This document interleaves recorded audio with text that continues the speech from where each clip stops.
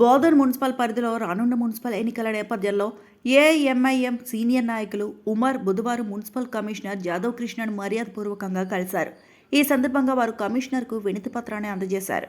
Municipal పరిధిలో వార్డుల వారీగా ఓటర్ల సంఖ్య గణనీయంగా పెరిగిందని, అయితే వార్డుల విభజన సక్రమంగా జరగలేదని వారు పేర్కొన్నారు.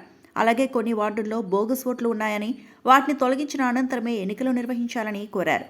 దీనిపై స్పందించిన మున్సిపల్ కమిషనర్ ఈ అంశాన్ని ఉన్నతాధికారుల దృష్టికి తీసుకెళ్తారని హామీ ఇచ్చారని తెలిపారు. నేను Syed Umar, MM party senior leader. ఈరోజు నేను మర్యాదపూర్వకంగా కమిషనర్ సాబ్తో కలవడం జరిగింది. కమిషనర్ సాబ్కు నేను ఒక దరఖాస్తు ఇవ్వడం జరిగింది. ఆ దరఖాస్తు ఏదనగా బోధన్ పట్టణం రోజు రోజుకు జనాభా పెరుగుతుంది, ఓటర్స్ పెరుగుతుంది. 2020 మున్సిపల్ ఎలక్షన్ అప్పుడు డీలిమిటేషన్ చేశారు. ప్రతి వార్డు 1500కి మించకుండా, దానికి ఎక్కువ కాకుండా ఆ సమయంలో డీలిమిటేషన్ జరిగింది.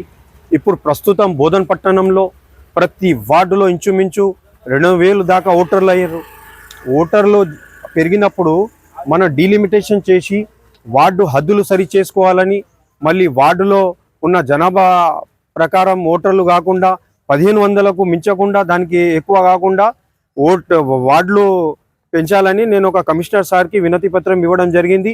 కమిషనర్ సార్ కూడా దానికి సానుకూలంగా తీసుకొని నాకు దాని గురించి నేను పైన ఆఫీసర్లకు దానితో డిస్కస్ చేసి మీకు సహకరిస్తానని కమిషనర్ సార్ చెప్పడం జరిగింది. మహారాష్ట్ర ఓట్లు ఇక్కడ బోధన్ పట్టణంలో రావడం ఏంది? మహారాష్ట్రలో వచ్చి ఇక్కడ ఓటర్ లిస్టులో పేర్లు నమోదు చేసుకుంటున్నారు. వాళ్ళు అక్కడ కూడా ఓటు వేయడం జరుగుతుంది, ఇక్కడ ఓటు వేయడం జరుగుతుంది. దానికి కూడా ఆలోచించి ఆ ఉన్న ఓట్లను తొలగించాలని నేను కమిషనర్ సాబ్తో కోరడం జరిగింది. మళ్ళీ వార్డుల పూర్వ విభజన జరగాలి, సక్రమంగా వార్డులు పూర్వ విభజన జరగాలి. వార్డులు పెరుగుతాయి దానివల్ల కూడా. సరే, నేను కమిషనర్ సాబ్తోనైతే మాట్లాడడం జరిగింది.